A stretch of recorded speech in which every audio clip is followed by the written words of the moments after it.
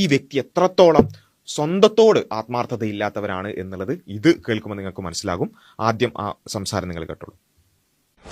ജർമ്മനിയിൽ നിന്ന് വരുന്ന ഒരു വാർത്തയാണ്. അതായത് ക്രിസ്മസ് ആഘോഷം, ആ മാർക്കറ്റ് സംഭവം നമ്മൾ കാണാറുണ്ടല്ലോ, ക്രിസ്മസ് മാർക്കറ്റ് ഫെയർ എന്നൊക്കെ പറഞ്ഞിട്ടുള്ളത്. അത് ജർമ്മനിയിലെ ഒരു പട്ടണത്തിൽ ഇത്തവണ വേണ്ടാന്ന് വെച്ചിരിക്കുകയാണ്. എന്താ കാരണം? ഹിന്ദുക്കളെ പേടിച്ചിട്ടാണോ? സംഘികളെ പേടിച്ചിട്ടാണോ? ബുദ്ധമതക്കാരെ പേടിച്ചിട്ടാണോ? ജൂതന്മാരെ പേടിച്ചിട്ടാണോ? നിരീശ്വരവാദികളെ പേടിച്ചിട്ടാണോ? ആരെ പേടിച്ചിട്ടാ? മുസ്ലിങ്ങളെ പേടിച്ചിട്ട്. എന്താ അയാൾ ചെയ്തത്? അയാൾ വണ്ടി ഇടിച്ച് കയറ്റി കഴിഞ്ഞ വർഷം 5 പേരെ അവിടെ കൊന്നു. അപ്പോ സാധാരണ നമ്മളൊരു ക്രിസ്മസ് എന്ന് പറയുമ്പോൾ നമ്മളെ മനസ്സിലേക്ക് വരുന്നത് ക്രിസ്മസ് ബോക്സുകൾ, വർണ്ണപ്പെട്ടികൾ, പരിപാടികളൊക്കെയാണെന്നുണ്ടെങ്കിൽ ഇന്ന് മനസ്സിലേക്ക് വരുന്നത് എന്താ? ക്രിസ്മസ് എന്ന് പറഞ്ഞിട്ട് യൂറോപ്പില് ഇന്ന് ഭീതിയാണ്. ഇന്ന് വണ്ടി ഇടിച്ച് കയറുമോ? ഇന്നിപ്പോ കോൺക്രീറ്റ് ബ്ലോക്കുകളാണ് റോഡുകൾ മുഴുവൻ ബ്ലോക്ക് ചെയ്ത് വെച്ചിരിക്കുന്നത്. അതായത് ആന്റൈ ടെറർ ബോളഡ് എന്ന് പറഞ്ഞ് പേരിട്ട് തന്നെ വിളിക്കുന്ന ഒരു സാധനമാണ് അവിടെ. മാർക്കറ്റിലേക്ക് ഒരു വണ്ടി ഇടിച്ച് കയറ്റി 8 ആളുകൾ മരണപ്പെട്ട സംഭവം ഉദ്ധരിക്കാൻ. ശരി, ഞങ്ങൾ പറയുന്നത് വിശ്വസിക്കണ്ട. നിങ്ങൾ ജസ്റ്റ് മാഗ്ഡിബർഗ് ക്രിസ്മസ് മാർക്കറ്റ് അറ്റാക്ക് എന്നുള്ളത് ജസ്റ്റ് ഇപ്പൊ തന്നെ ഗൂഗിളിൽ സെർച്ച് ചെയ്യുക. അല്ലെങ്കിൽ നിങ്ങൾക്ക് എവിടെയാണോ സെർച്ച് ചെയ്യാൻ പറ്റുക, ന്യൂസ് വെബ്സൈറ്റുകളിലോ എവിടെ വേണമെങ്കിൽ സെർച്ച് ചെയ്തോളൂ. ആരാണ് ആ സസ്പെക്ട് അല്ലെങ്കിൽ ആരാണ് ആ ക്രൈം ചെയ്ത വ്യക്തി എന്നുള്ളത് കൃത്യമായി നിങ്ങൾക്ക് ഇപ്പൊ BBC, ഇപ്പൊ നമുക്ക് BBC നോക്കാം. What we know about Magdeburg market attack suspect Abdul Muhsin എന്ന് പറഞ്ഞുകൊണ്ട് ഈ താലിബ് അബ്ദുൽ മുഹ്സിൻ എന്ന് പറയുന്ന വ്യക്തിയാണ് ഈ പറഞ്ഞ പ്രവൃത്തി ചെയ്തിട്ടുള്ള വ്യക്തി. ആ വ്യക്തി ഒരു എക്സ് മുസ്ലിമാണ്. ആ BBC-യുടെ വാർത്ത വായിക്കുന്ന വേളയിൽ 2-3 പാരഗ്രാഫ് കഴിയുമ്പോഴേക്കും നമുക്ക് ബോധ്യപ്പെടുന്ന ഒരു കാര്യമാണ് അയാൾ മുസ്ലിം ആണെന്നോ മുസ്ലിം തീവ്രവാദിയാണെന്നോ അല്ല. അഥവാ സിംപ്ലി ഒരാൾ ഇതിനെപ്പറ്റി വെറുതെ അറിയാൻ ശ്രമിക്കുമ്പോൾ പോലും അയാൾ വായിക്കുന്ന ഏറ്റവും പ്രധാനപ്പെട്ട വാർത്താ സൈറ്റുകളിൽ ഒന്നിൽ പോലും, അല്ലെങ്കിൽ ആ വാർത്താ സൈറ്റുകളിലൂടെ പോലും അയാൾക്ക് മനസ്സിലാക്കാൻ പറ്റുന്ന കാര്യം എന്താണ്? ഇയാൾ മുസ്ലിം തീവ്രവാദി അങ്ങനെയല്ല, ഇയാളൊരു എക്സ് മുസ്ലിമാണ്. അഥവാ ഈ ഇപ്പോൾ നമ്മൾ നേരത്തെ വീഡിയോ പ്ലേ ചെയ്ത ഒരാളൊക്കെ അഭിമാനത്തോടു കൂടി ഒരു കാര്യമാണോ പറഞ്ഞുകൊണ്ടിരിക്കുന്നത്, അതേ പൊസിഷനിലുള്ള, അതേ കാറ്റഗറിയിലും അതേ മാനദണ്ഡങ്ങളിലും ഉള്ള നിലനിൽക്കുന്ന ഒരാളാണ് ഇയാൾ എന്നാണ് പറയുന്നത്. ഇത് നമ്മൾ പറയണ്ട, BBC അതേപോലെ വായിക്കാം. He is not an extreme Islamist. In fact, if you believe his social media posts, social media പരിശോധിച്ച് നോക്കിയാൽ, and broadcast interviews, അദ്ദേഹത്തിന്റെ ഇന്റർവ്യൂകൾ നോക്കിയാൽ, he appears to have abandoned the faith, to have turned into an outspoken critic of Islam.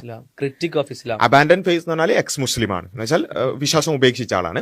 Critic of Islam, ഇസ്ലാം വിമർശകനാണ് ഇദ്ദേഹം. ഇസ്ലാം വിമർശകനാണ് ഈ ഭീകരാക്രമണം നടത്തിയിട്ടുള്ളത്.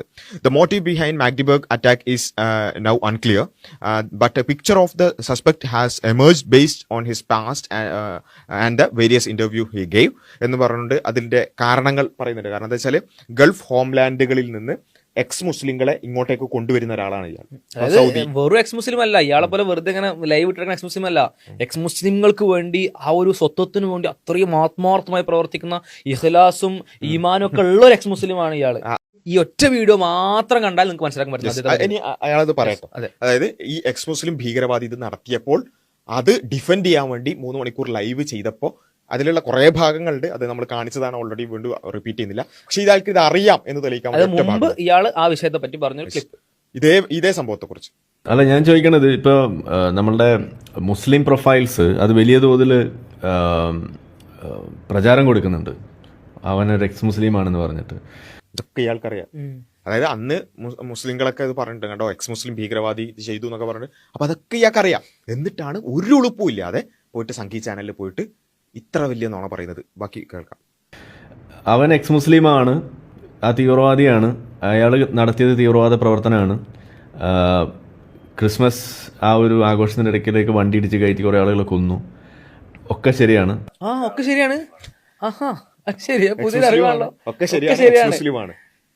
എന്നിട്ടാണ് ഇയാളത് പറയുന്നത്. അതൊക്കെ ഇയാളെ മനസ്സിൽ എന്താ ഇപ്പൊ നിങ്ങൾ വിചാരിക്കും. ഇപ്പൊ ചില ആൾക്കാരൊക്കെ പറയും, എന്നാലും ഇയാൾ ഇത് സംശയമുള്ളതുകൊണ്ടല്ലേ ചില കാര്യങ്ങളൊക്കെ പറയുന്നത്, അല്ലെങ്കിൽ ഇത് അറിയാത്തോണ്ടല്ലേ പറയും. അല്ല സഹോദരങ്ങളെ, വ്യക്തമായ ബോധ്യമുണ്ട്. ഈ മനുഷ്യൻ പറയുന്ന വിഷയങ്ങളിലൊക്കെ വ്യക്തമായ ബോധ്യം. നമ്മൾ നേരത്തെ പറഞ്ഞ സ്വയം പ്രഖ്യാപിത നുണയെന്ന് ഇയാളെ വിശദീകരിച്ചല്ലോ. വേറൊന്നും കൊണ്ടല്ല, ഇയാളെ നുണ പിടിച്ച് നുണക്ക് വിശദീകരണം കൊടുക്കാൻ പറ്റാതെ ഞാൻ നുണ പറയുന്ന സമ്മതിച്ച ഒരാളാണ്. നമ്മൾ വീട്ടിൽ ചെറിയ കുട്ടികളൊക്കെ ഉണ്ടാവില്ലേ, ഒരു മറുപടി ഇല്ലെങ്കിൽ അവസാനം ഞാൻ അങ്ങനെ തന്നെയാണ് സമ്മതിച്ചു പോകുന്നത്.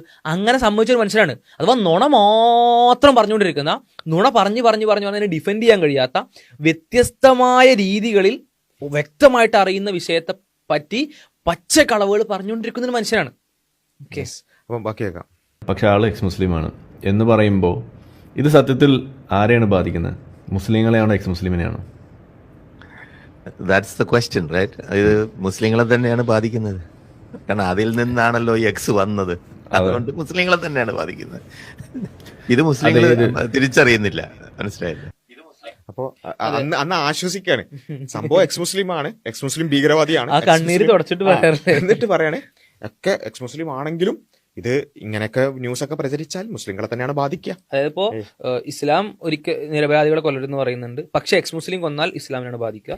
ഇസ്ലാം മദ്യപിക്കരുതെന്ന് പറയുന്നുണ്ട്, പക്ഷെ എക്സ് മുസ്ലിം മദ്യപിച്ചാൽ ഇസ്ലാമിനാണ് ബാധിക്കുക. ഇസ്ലാം വ്യഭിചരിക്കരുതെന്ന് പറയുന്നുണ്ട്, എക്സ് മുസ്ലിം വ്യഭിചരിച്ചാൽ ഇസ്ലാമിനാണ് ബാധിക്കുക. അങ്ങനെയാണല്ലോ അതിന്റെ ഒരു രീതി. കാരണം എക്സ് ഇന്നാണല്ലോ വരുന്നത്.